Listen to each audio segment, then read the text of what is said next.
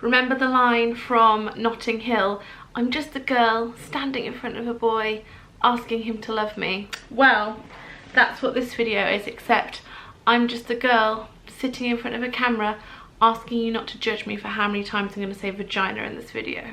Okay, so this is going to be a very graphic video verbally. I'm not going to show you any images, I'm certainly not going to show you anything explicit, but I am going to be talking about things that perhaps you wouldn't normally sort of generally chit chat about. And I think that if you are mature enough to be watching a video about postpartum recovery, then you are mature enough to hear words like vagina, vaginal, perineum, labia, etc. So there we go. If you feel uncomfortable about any of that, then this is not the video for you. I had a baby 6 weeks ago now, and I wanted to make a video talking about my postpartum, which means post-birth, tips, tricks and hacks of how to walk through that recovery journey, walk tenderly, because it's hard, it's really hard. I think that a lot of women, myself included, definitely when I had my first baby, think that you have the baby, spend a couple of days in hospital, come home and you're good as new. And sadly, that's not always the case. So let's talk about it. A little bit about me if you are new around here. My name is Louise and I have two daughters, 6-year-old Darcy and 6-week-old Pearl. I've had 2 vaginal deliveries. My first one was induced and I laboured on the labour ward. It was a very controlled, medicalised labour and delivery, and then my second delivery was also vaginal, and that was a home birth and there were no drugs. It was a physiological third stage, as they say, i.e. I just pushed her out on the kitchen floor in a pool, and then I had 2 babies. That's how that worked. In terms of postpartum recovery with Darcy, I had 2 is injuries the right word? I don't know, I'm not a doctor.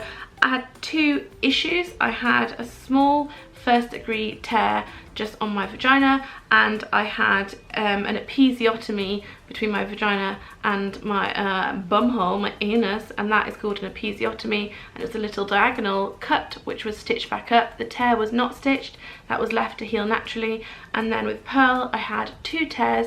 I had one, just a little one, on my perineum again, and that might have been because I had the episiotomy before, so it's slightly weaker. And I also, now get ready to wince ladies, I had a tear on the hinge bit of my labia, my inner labia, and that hurt a lot. Not at the time, I couldn't feel that happening at the time because I was so busy pushing, but afterwards I could feel that. And I didn't have any stitches for either of those. I had the choice to have stitches, but my midwife felt that they would heal naturally quite well, and I'm pleased to say they have. I feel good as new. Isn't it amazing that you can push out an entire human out of a very small opening and have a bit of damage, and yet within weeks you are just back to new? How is this a thing? I'm amazed by my own body. Well done you, well done vagina, you're a good egg. Well, you've got good eggs in you and you made a baby, you know what I mean.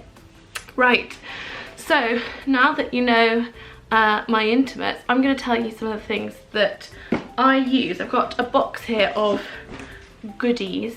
Some of these tips will apply to all births, that includes cesareans, but obviously since I haven't had a cesarean, I'm not at all qualified to give any tips or tricks for it, but there's lots of those on the internet. Okay, so first things first, I am the realist, but also I will link everything below for you before I start talking about it. I bought these. These are by a brand called Tenor. They're called Tenor Bed Super, and Tenor are like the ones that do the incontinence pads, I think, but these are squares that are sort of absorbent on the top, like soft absorbent, and then on the bottom they are plastic. So I bought these whilst I was heavily pregnant because I was thinking my waters are going to go any minute, and you can lay them under your sheet in your bed in case your waters go whilst you're in bed. And because I had a home birth, we had these everywhere, so we had them on the floor around the pool just so that it was something nice to get out onto, because I have tiled floors so it wouldn't slip. But also when I sat down after a giving birth, obviously I just delivered the placenta and there was some blood loss there, and I sat on my sofa and I sat on these so as not to ruin my sofa. They come in big packs and we didn't use all of them, so I've still got quite a lot left in the bathroom, which I'll save for, you could use them for anything. They're like puppy pads, so you could just use them for anything. So they are very handy to get in your like stash. I would say if you're pregnant, get all these things ahead of the birth. Don't wait until afterwards. So once you've given birth, you're going to be using maternity pads. This is not a maternity pad. I actually used up all my maternity pads and didn't want to buy another pack for the sake of this video. So this is actually a sanitary towel, but I'm going to demo what I mean with it. So your maternity pads, if you don't know, will be just like sanitary towels, but a whole lot thicker. It is basically like you are waddling around with, I'd say like a solid 4 iPhone thickness worth of sanitary towel in your pants. So let's say that's your sanitary towel. You can get maternity pads or maternity sanitary towels with wings or not with wings. Wear dark knickers for goodness sake, because it's messy and you don't want to ruin white knickers. You don't wear your best knickers. I went to Tesco and just bought a load of packs of full briefs in black, and also invest in some really comfy leggings or some dark pajamas, because basically it's like you're having the heaviest period of your life, and if a little bit leaks out, you know, darker is probably better to be wearing. Anyway, this is, let's pretend this is your super thick maternity pad. You want to get yourself some tucks. Here you go. They look like this in a little box, a little pot like this, and the box they come in, I've saved all the boxes all these weeks to show you, so if you see it on the shelf you'll know. It comes in a box like this, and these are hemorrhoidal pads with witch hazel, immediate relief from burning and itching caused by hemorrhoids. So thankfully I didn't have hemorrhoids, but I saw that so many women use them for just to cool down the area. Like, you've given birth, your bits are swollen, sore, you might have little cuts and tears, so you open it up and in here there are circles, very thin wet little circles like so. Do they have a smell? No, they just kind of smell fresh, I guess. They're quite thin, but they're all very drenched in the witch hazely stuff, which is very cooling. So what you do is you get yourself your, pretend this is a maternity pad and pretend it's fully open, you pop it in your knickers and then you place these on like so. Open them out a bit, they are a bit fiddly. Like this. I would do 3 because I just want it to be like fully covered by like the soothing coolness. They feel really cool. And then you obviously pull your knickers up and go about your business, and these feel really, really cooling. They don't absorb any blood at all. The blood just goes through them and into the towel, and then obviously when you are ready to change that, just take the whole thing off. And what I would do is I would put them in nappy bags, which I haven't got any here to show you, but you know what a nappy bag looks like. I just went to Poundland or Pound World or wherever and bought tons and tons and tons of nappy bags, and I would just put the whole thing in a scented nappy bag, because the blood and, you know, everything coming out, it doesn't stink. I wouldn't say it's like a disgusting smell, but there is like a slight aroma because it's a thing that has a smell. So I would put it in a scented nappy bag, tie that up, and then Bob's your uncle, put a fresh one on.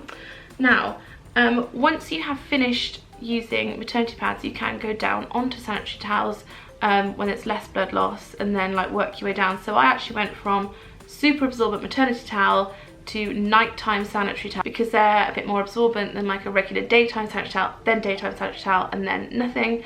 And I would say that whole thing lasted for me about 4 weeks, which surprised me because with Darcy's delivery I bled for less than 2 weeks, but I did have a hemorrhage, so I don't know if that kind of, if I lost so much blood in the hospital that you know, there was less to come out afterwards. And with Pearl, I had such minimal blood loss, I lost about 150 mils in the delivery, that there was just more to come out. But there we go, that's the basics of that. Now, for the first couple of days, it might feel a bit stingy.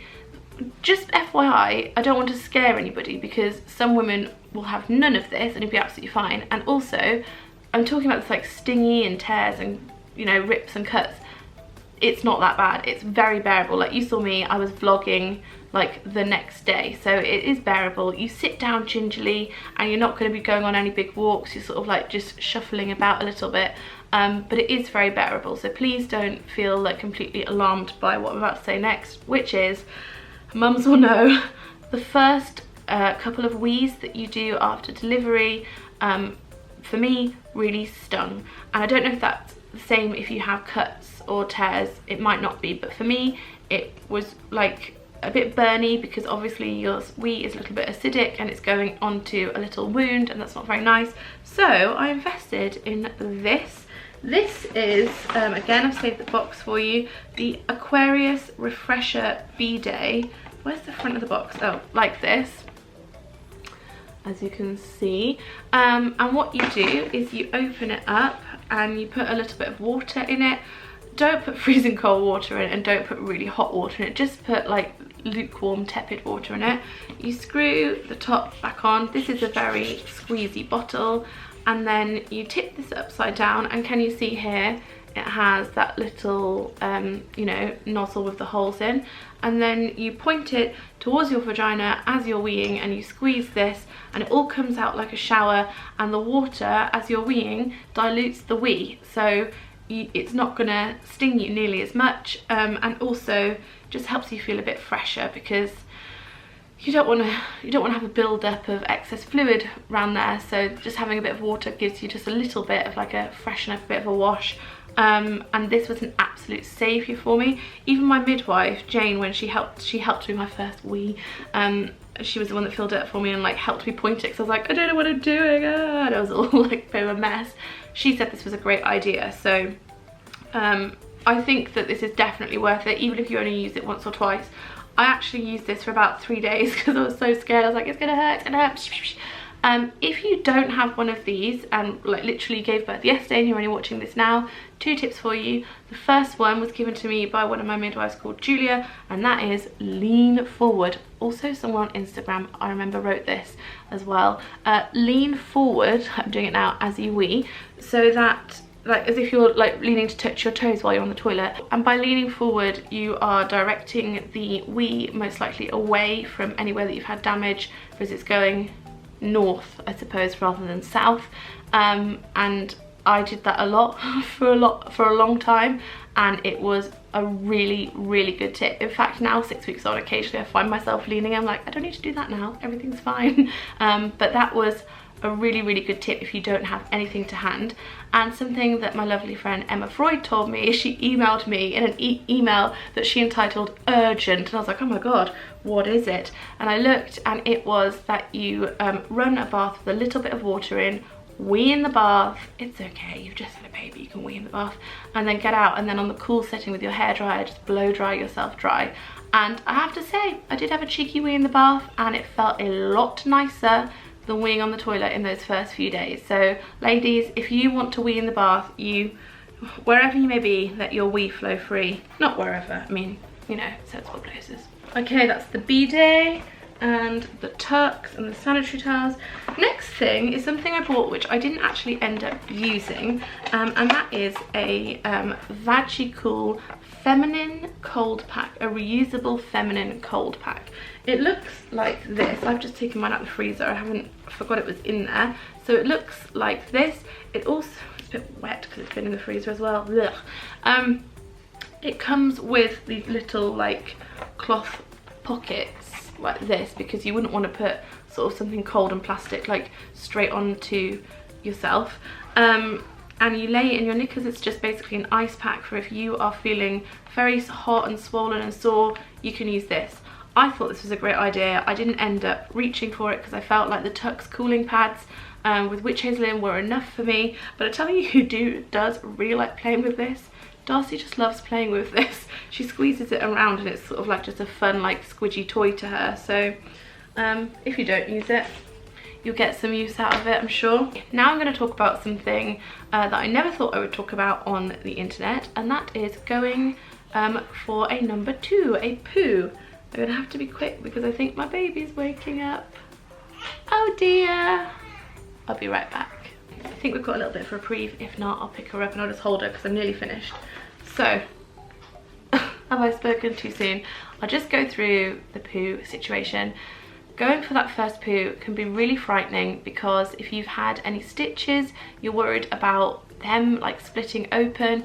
If you've had a tear, you're worried about going to the toilet sort of affecting that tear in any way. And also I've read that a lot of women who had cesareans feel very nervous about that first bowel movement because they've obviously had a lot of stitches. Cesarean is obviously a very major abdominal surgery. So I think for the majority of women who've just given birth, going for a number 2 is really frightening. Doesn't usually happen on the first day, it takes a couple of days generally.